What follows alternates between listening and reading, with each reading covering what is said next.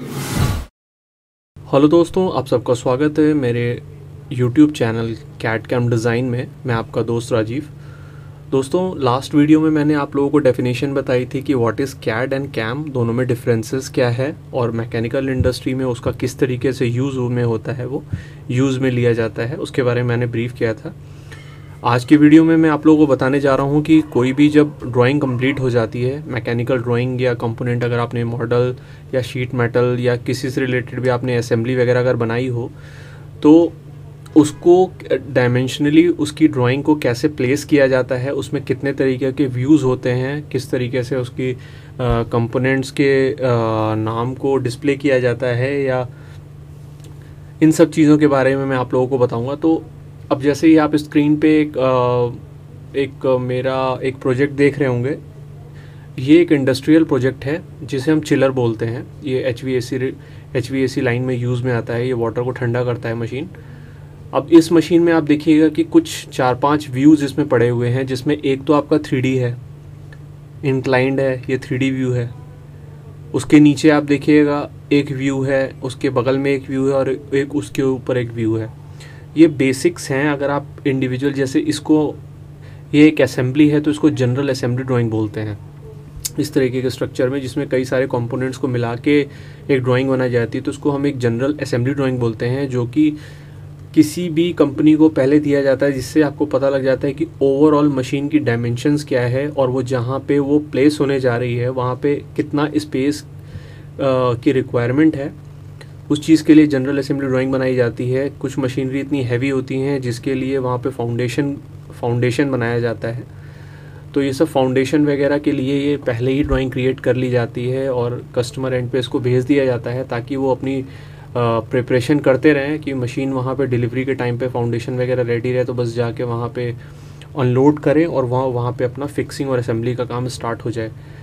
तो आज की वीडियो में मैं आपसे इसी से रिलेटेड ही केवल टॉपिक क्लियर करूँगा कि आपको कितने व्यूज़ के बारे में जानना चाहिए और कितने तरीके के व्यूज़ होते हैं जो हमारे इंडस्ट्री में यूज़ में आते हैं। तो एक एक करके मैं आप लोगों को ब्रीफ करता हूँ। तो आइए स्टार्ट करते हैं। तो सबसे पहले मैं बात करूँगा 2D एंड 3D शेप्स। आधे से ज़्यादा लोगों को तो इसके बारे में पता ही होगा कि 2D और 3D शेप्स क्या होते हैं। अब आप इसमें फिगर नंबर ए और फिगर नंबर बी देखिएगा।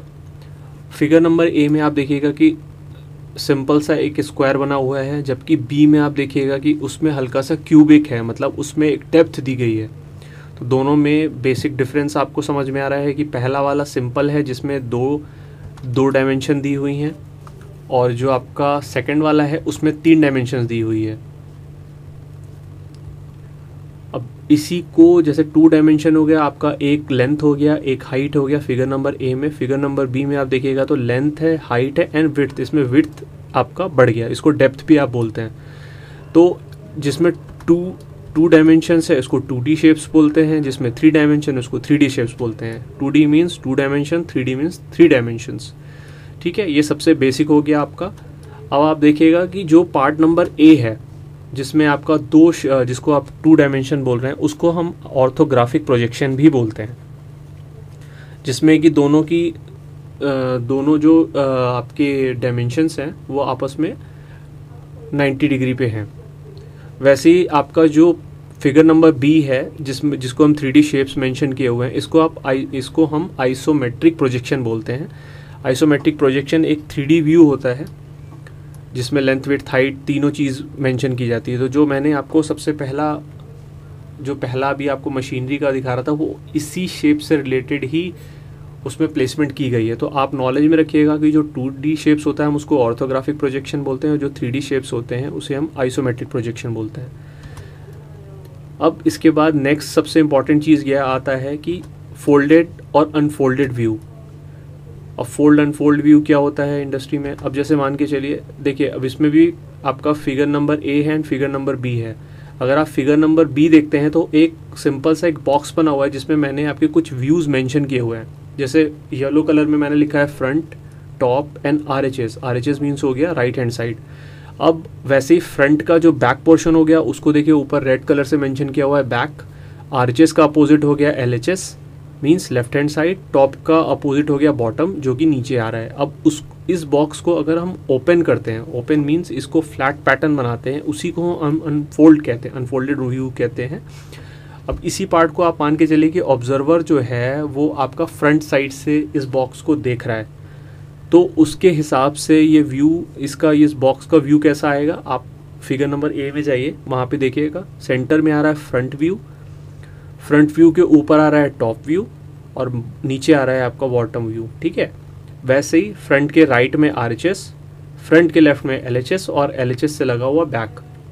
अब ये जो इसमें आप लाइन देख रहे होंगे वाइट कलर की, वर्टिकल एंड हॉरिजॉन्टल लाइंस दी हुई है, ये लाइन, इसी लाइंस पे ही बेंडिंग की जाती है, वो भी CNC मशीन से होता है, मैनुअल भी कर सकते हैं आप इसको। 90 डिग्री का प्रेस करके इस लाइन के ऊपर 90 डिग्री का प्रेस करते हैं तो ये धीरे धीरे करके एक बॉक्स का शेप ले लेता है। अब ये एक सिंगल पार्ट में, ये अनफोल्डेड व्यू से ये फ़ायदा होता है कि आप यही ड्राइंग को आप CNC में आप भेज दीजिए, वो अपनी CNC मशीन के अलग अलग सॉफ्टवेयर्स होते हैं, उसके अंदर ये डायरेक्ट ये फाइल इंपोर्ट हो जाती है, ये ऑटोकैड से कन्वर्ट की जाती है, DXF फाइल है, वो मैं आपको बाद में बताऊँगा। ये डायरेक्ट उसके अंदर जाके इंपोर्ट हो जाती है, फिर उसके बाद इस पर टूल्स वगैरह डाले जाते हैं, टूल्स वगैरह सेटिंग की जाती है जिसे हम कैम बोलते हैं, कुछ प्रोग्राम्स राइट किए जाते हैं, राइटिंग करने के बाद इस तरीके का शेप कट के आता है, उसके बाद ये बेंडिंग में जाती है, फिर बेंडिंग में जाने के बाद वो एक बॉक्स का शेप ले लेती है, लास्ट में एक जितने भी कॉर्नर्स रह जाते हैं वो वेल्ड कर दिए जाते हैं, तो ये प्रॉपर एक बॉक्स बन जाता है, सॉलिड बॉक्स। तो ये हो गया आपके फोल्डेड अनफोल्डेड व्यू। ये जो आइसोमेट्रिक व्यू है इसको हम फोल्डेड व्यू भी कह सकते हैं, ये फोल्ड हो गया और जो फिगर नंबर ए हुआ वो अनफोल्डेड हो गया। इसमें भी ज़्यादा कुछ हार्ड एंड फास्ट रूल नहीं था समझने लायक, लेकिन आपको बेसिक्स बता देता हूँ मैं। अब बात आती है कंपोनेंट ड्राइंग की। कंपोनेंट ड्राइंग मतलब हो गया कि किसी भी मशीनरी का हम किसी एक पार्ट को ले लेते हैं, पार्ट मॉडल की हम बात कर रहे हैं, किसी भी एक पार्ट को ले लेते हैं। अब हम इस पार्ट ड्राइंग के हिसाब से आपको ये समझाऊंगा कि आपके जो सबसे मेन व्यूज़ जो होते हैं आपको मैकेनिकल ड्राइंग बनाने के लिए या कंपोनेंट ड्राइंग की प्लेसमेंट्स ड्राइंग बनाने के लिए, जो कि आप किसी भी CNC मशीन के ऑपरेटर को भी आप देते हैं या आप किसी लेबर को देते हैं जो वो मैनुअली किसी भी पीस को बनाता है, तो ये बेसिक ड्राइंग उनको दी जाती है, जिसमें आप देखिएगा राइट साइड में जो दिया हुआ है वो 3D स्ट्रक्चर है, इसीलिए मैंने उसके बगल में लिखा हुआ आइसोमेट्रिक व्यू। अब उसमें देखिए 3 इंपॉर्टेंट व्यूज़ कौन से होते हैं, फ्रंट, साइड एंड टॉप। यही 3 व्यूज़ को ही लेके आपकी सारी कॉम्प्लिकेटेड से कॉम्प्लिकेटेड ड्राइंग्स जो होती हैं उनकी प्लेसमेंट ड्राइंग बनाई जाती है, जो आपको मैंने सबसे पहले दिखाया था आइसो, जिसमें मैंने जनरल असेंबली का नाम लिया था। इनके 3 व्यूज़ हो गए। इनकी जो प्लेसमेंट होती है वो इस हिसाब से की जाती है, जैसे आपका ये फ्रंट दिखा रहा है, अब आप इसमें मान के चलिएगा कि आपका ऑब्जर्वर जो है वो फ्रंट से इस पार्ट को देख रहा है। तो जब वो फ्रंट से इस पार्ट को देख रहा है तो उसके सामने जो पोर्शन, अब आप फ्रंट व्यू पे आ जाइए, उसमें देखिएगा कि जो फ्रंट साइड से देखने में ये जो पार्ट रखा हुआ उसका जो पोर्शन उसको दिखाई देगा, जो विजिबल होगा, वो डार्क ब्लैक लाइन से मैंने पॉलीलाइन से बनाया हुआ है। और जो चीज़ें उस बॉक्स के अंदर हैं, जो हमें नेकेड आइज से नहीं दिख रही हैं बट वो अंदर हैं, हम उसको डॉटेड लाइन से शो करते हैं। अब फ्रंट व्यू में आप जाइए तो उसमें आप देखिएगा कि एक dotted line vertical, 3 dotted line vertically डला हुआ है, जिसमें कॉर्नर से अगर आप देखेंगे तो ये जो 2 आपकी वर्टिकल लाइन डली हुई है ये इस होल को शो कर रहा है, और ये वाला होल और ये वाला होल दोनों आपस में सिमेट्री हैं, इस वजह से एक ही लाइन में है, तो वो केवल डबल लाइन वो एक सिंगल होल को यहाँ पे शो कर रहा है। और अंदर वाली जो लाइन है वो इस डेप्थ को शो कर रही है, जो होल्स के बैक साइड में कट किया हुआ उसकी लाइन ये शो कर रही है, क्योंकि ये सारी चीज़ें अंदर हैं, इस वजह से ये डॉटेड लाइन से शो हो रही है। वैसे ही आप फ्रंट व्यू में आप अपर साइड पे आप जाइएगा तो एक हॉरिजॉन्टल डॉटेड लाइन पड़ी हुई है, वो आप आइसोमेट्रिक व्यू में जाके देखिए, जहाँ से टॉप का एरो लगा हुआ है वहाँ पे देखिए एक पोर्शन कटा हुआ है, तो इस कटे हुए पोर्शन का जो डेप्थ है उस डेप्थ को यहाँ फ्रंट व्यू में डॉटेड लाइन से शो कर रहे हैं। वैसे ही आप साइड में आ जाइए, साइड से अगर आप किसी पार्ट को देखते हैं तो साइड से जो चीज़ें आपको दिख रही है उसको हमने सॉलिड लाइन से यहाँ पे ड्रॉ कर दिया, जो आपको नेकेड आई से नहीं दिख रही है जो लेकिन इस पार्ट के अंदर है, जैसे होल को मैंने डॉटेड लाइन से शो कर दिया। तो सिंपल, इसमें केवल होल नहीं दिखाई दे रहे हैं, बाकी सारी पार्ट्स दिखाई दे रहे हैं। तो इस तरीके से हो गया। वैसे ही आप टॉप पे आ जाइए। अब टॉप से आपको सारी चीज़ें, होल्स को ले लीजिए, दोनों कट को ले लीजिए, सारी चीज़ें प्रॉपर विजिबल हो रही है। इसलिए ऊपर मैंने कहीं भी डॉटेड लाइन शो नहीं किया है, इसका मतलब है कि उसमें प्रॉपर सारी चीज़ें दिखाई दे रही है। तो ये इसके बेसिक्स मेन व्यूज़ हो गए जो किसी भी कंपोनेंट को ड्राइंग बनाने के लिए, प्लेसमेंट ड्राइंग बनाने के लिए सबसे ज़्यादा ज़रूरत पड़ती है इनकी। अब आगे चलते हैं, बात करते हैं कि इन पार्ट्स को, ये तो इनकी व्यूज़ हो गए, केवल व्यूज़। अब हम इसको डायमेंशनली कैसे प्रेजेंट करते हैं। अब डायमेंशनली कैसे इनकी ड्राइंग बनाई जाती है, तो मैं आपको डायमेंशंस बता देता हूँ सेम प्रोजेक्ट्स में। ये देखिए, अब आप फ्रंट व्यू देखिए, साइड व्यू देखिए एंड टॉप व्यू देखिए, सब में कुछ डायमेंशंस पड़ी हुई हैं। डायमेंशंस आप अपने अकॉर्डिंग ले सकते हैं। बाय डिफ़ॉल्ट जो सॉफ्टवेयर है, जो क्रियो सॉफ्टवेयर है, वो भी अपने हिसाब से डायमेंशन जनरेट करता है, लेकिन वो बहुत कॉम्प्लिकेटेड रहता है, इसलिए मैं मैनुअली यूज़ करता हूँ।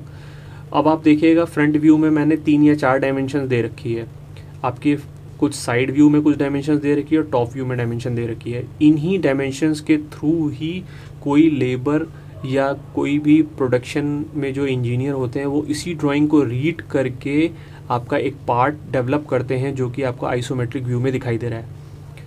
अब इसमें देखिए प्रॉपर डायमेंशन दे रखी है। अगर आप फ्रंट व्यू पे जाते तो नीचे 70 मेंशन किया हुआ है। 70 मीन्स हो गया जो उसका बॉटम लाइन आ रही है, जो बॉटम उसकी लेंथ है वो 70 है। ये mm में होता है, इंजीनियरिंग ड्राइंग बनी हुई इसमें इसकी जो यूनिट है ये सब mm में है।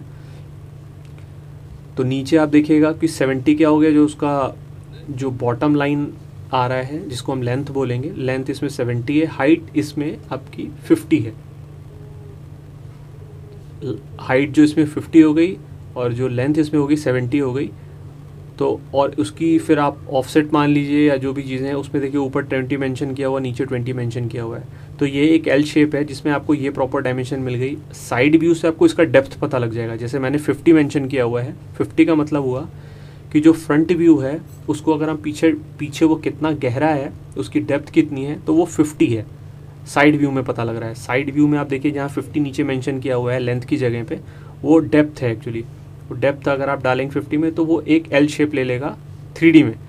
अब टॉप व्यू में आप जाते हैं तो टॉप व्यू में आप देखिएगा कि होल का रेडियस मेंशन किया हुआ है R4 का मीन्स हो गया डायमीटर 8 हो गया, 8 mm इसका डायमीटर हो गया। किसी भी एक कॉर्नर से उसकी आप प्रॉपर पोजीशन दे सकते हैं, जो भी आपको इजी लगे। जैसे मैंने टॉप से दे रखा है 10, नीचे से भी दे रखा है 10, तो मतलब 10 दूरी किसी भी कोने को पकड़ के, मतलब टॉप का कोना मैंने ओरिजिन मान लिया, उस ओरिजिन को मान के मैंने पहला होल मार दिया। अब नीचे होल में कोई डायमेंशन नहीं दे रखी है, इसका मतलब सिमेट्री है। सिमेट्री मतलब हो गया कि वो भी सेम डायमेंशंस की दूरी पर है, इसलिए आप पहले को जो आप मार्क करोगे वही आप दूसरे को भी मार्क करोगे। एक तरीके से आप मिरर मान लीजिए। कुछ डायमेंशन देखिए, उसके जो कटआउट का डायमेंशन दे रखा है 30 एंड 10। आप टॉप पे देखिए तो टॉप में 70 और 50, वो सारी चीज़ें आपकी, आप मतलब इसमें अपने हिसाब से डायमेंशंस दे सकते हैं जो कि किसी भी को पढ़ने में आसानी हो। अब इसमें कोई ये बहुत ज़्यादा कॉम्प्लिकेटेड स्ट्रक्चर नहीं है, इसलिए इसमें ज़्यादा समझने में आपको दिक्कत नहीं आनी चाहिए। इसमें मतलब मोर देन सफिशिएंट डायमेंशंस है कि इसकी हेल्प से आप कोई इस तरीके का कंपोनेंट आप बना सकते हैं। तो ये डायमेंशनल ड्राइंग हो गई आपकी। अब हम आगे बात करते हैं क्वाड्रेंट्स में। अब इंजीनियरिंग ड्राइंग में क्वाड्रेंट्स क्या होते हैं, ये भी बहुत इंपॉर्टेंट है, क्योंकि हमारी जो भी ये जो कंपोनेंट ड्राइंग मैंने बनाई है, जो भी हम ड्राइंग्स बनाते हैं वो क्वाड्रेंट्स से रिलेटेड ही बनती है। इसका भी अपना एक फंडामेंटल है, वो भी मैं आपको क्लियर करता हूँ कि क्वाड्रेंट्स कितने होते हैं इंजीनियरिंग ड्राइंग में। अब इसमें भी देखिए, आपको लेफ़्ट साइड में जो एक फिगर दिख रहा है उसको मैंने फिगर नंबर A मेंशन किया हुआ है, और जो राइट साइड में एक फिगर दिख रहा है जिसमें कुछ पार्ट्स, कुछ ऑब्जेक्ट रखा हुआ है, उसको मैंने B से मेंशन किया हुआ है, फिगर नंबर B। तो हम A की बात करते हैं। A में आप देखिएगा कि एक वर्टिकल और एक हॉरिजॉन्टल लाइन खिंची हुई है। उसमें जो सबसे पहला पार्ट है ये क्वाड्रेंट्स हैं। एक्चुअली ये क्या है, ये क्वाड्रेंट्स हैं। क्वाड्रेंट्स को कैसे डिवाइड किया जाता है वो मैंने मेंशन किया हुआ है। तो आप ध्यान में रखिएगा कि अगर कोई क्वाड्रेंट्स की बात करता है तो 4 क्वाड्रेंट्स होते हैं। उनको कैसे मेंशन करते हैं, सबसे पहले वाले में आता है फर्स्ट क्वाड्रेंट, लेफ्ट साइड में आता है सेकंड क्वाड्रेंट, उसके बॉटम में आता है थर्ड क्वाड्रेंट, थर्ड क्वाड्रेंट के राइट में आता है फोर्थ क्वाड्रेंट, जो कि आपका फर्स्ट क्वाड्रेंट के नीचे होता है। अब आपका जो फर्स्ट क्वाड्रेंट है और आपका थर्ड क्वाड्रेंट है, इन्हीं दोनों क्वाड्रेंट्स में ऑब्जेक्ट्स कि हम एज्यूम करते हैं कि आपका ऑब्जेक्ट इन्हीं कोऑर्डिनेट्स में रखा जाता है और इन्हीं कोऑर्डिनेट्स को लेके ही इंजीनियरिंग के कंपोनेंट्स की ड्राइंग बनाई जाती है।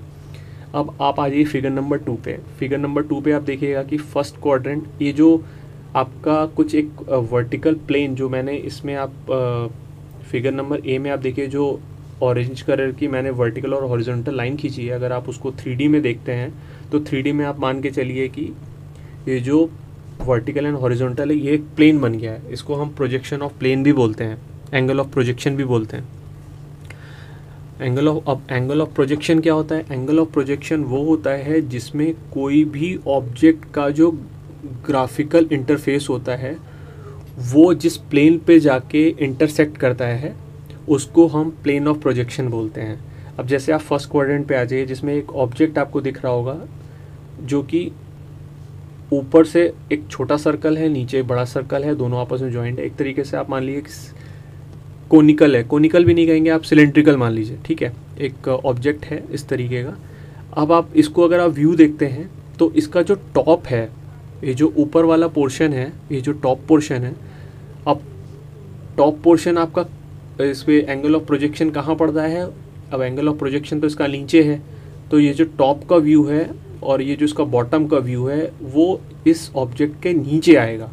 तो ये देखिए, ये जो इसका टॉप का व्यू है वो ये वाला सर्कल है, जो नीचे वाला है वो ये वाला सर्कल है। और वैसे ही आप मान के चलिए कि अगर हम इसका राइट साइड से अगर हम इसको ऑब्जर्व करते हैं तो इसका प्लेन ऑफ प्रोजेक्शन में फिगर जो आएगा वो उसके अपोजिट साइड में आएगा। मतलब अगर हम राइट साइड से देख रहे हैं तो उसका जो एंगल ऑफ प्रोजेक्शन है वो लेफ्ट साइड में है, वहाँ पे ये फिगर आके इस पे इसका ये शेप दिखाई दे रहा है प्रोजेक्शन में।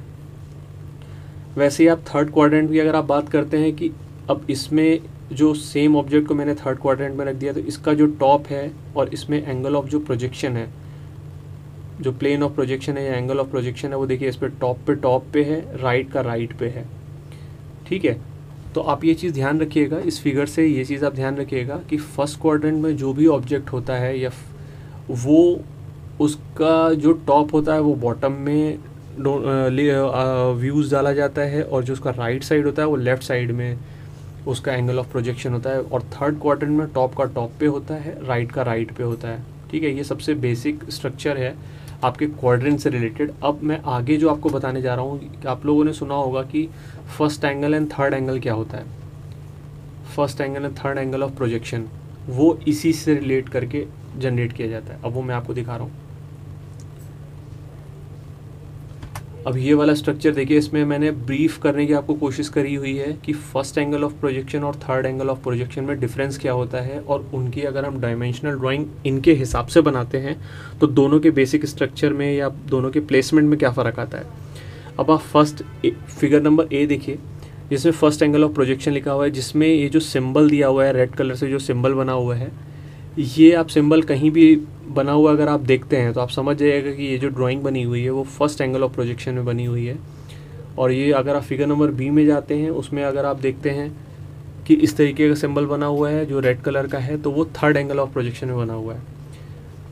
ये आपका सिंबल इसको इसको सिंबल है ये इसका, जो इसको शो करता है कि आपकी ड्राइंग किस एंगल ऑफ प्रोजेक्शन में बनी हुई है। अब आप नीचे आती है फर्स्ट फिगर नंबर ए में आइए, फर्स्ट एंगल ऑफ प्रोजेक्शन में, उसमें आप जस्ट नीचे देखिएगा तो फर्स्ट एंगल ऑफ प्रोजेक्शन को सबसे सिंपली तरीके से अगर आप ब्रीफ किया कर मतलब समझना चाहते हैं तो उसमें आप ये चीज़ ध्यान रखिएगा कि जो ऑब्जेक्ट होता है, object in the sense ball कह लीजिए या कोई भी ऑब्जेक्ट कह लीजिए, इसमें कि जो येलो कलर का मैंने 3D ऑब्जेक्ट बनाया हुआ है, जो ऑब्जेक्ट होता है वो ऑब्जर्वर और प्रोजेक्शन ऑफ प्लेन के बीच में रखा जाता है, बीच में होता है। एज्यूम करते हैं कि वो इसके बीच में होता है, तो ये होता है फर्स्ट एंगल ऑफ प्रोजेक्शन। अगर आप ऑब्जर्वर है वो ऑब्जेक्ट को देख रहा है तो उसका जो ग्राफिकल इंटरफेस है वो प्रोजेक्शन ऑफ प्लेन पे जाके बैक साइड में पड़ रहा है, जिधर ऑब्जर्वर है उस तरफ ना आके ये ऑब्जेक्ट का जो इंटरफेस है वो प्रोजेक्शन प्लेन पे जाके बैक साइड पे आ रहा है।